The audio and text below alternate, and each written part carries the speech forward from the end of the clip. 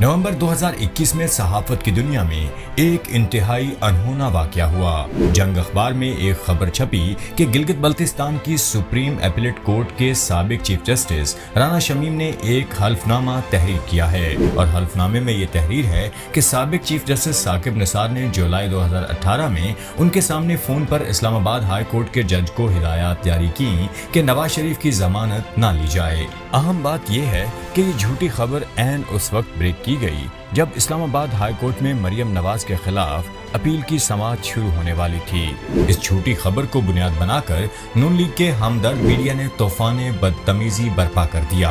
अदलिया पर बहुतान तराशी और यहाँ तक के साबिक चीफ जस्टिस को फांसी देने का ट्विटर ट्रेंड तक चला दिया गया।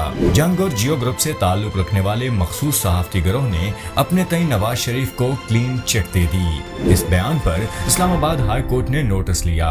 राना शमीम ने 10 माह की टाल मटोल के बाद अपने बयान हल्फी को झूठा करार देकर अदालत से माफी मांग ली है। इस सारे गंदे खेल में सबसे ज्यादा मकरूह किरदार जंग ग्रुप के मीर इब्राहिम और अंसार अब्बासी का रहा। जंग ग्रुप जो नून लीगी हुकूमत से अरबों रुपए के नाजायज फवायद समेट चुका और अब भी समेट रहा है, एक बार फिर शरीफों के इमा पर इदारों पर हमला आवर है। मीडिया हाउस को ब्लैकमेलिंग और प्रोपेगेंडे के लिए इस्तेमाल करने की इस शैतान तकून के तीनों किरदार एक दूसरे के बाहमी मुफादात का तहफ़्फ़ुज़ करते हैं। क्या ये तकून हमेशा की तरह महफूज रहेगी? क्या अब भी अंसार अब्बासी एक बड़े अखबार में खबरें छापते रहेंगे जबकि ये बात साबित हो चुकी कि ये झूठी खबर किसी और के इमा पर शाये की गई?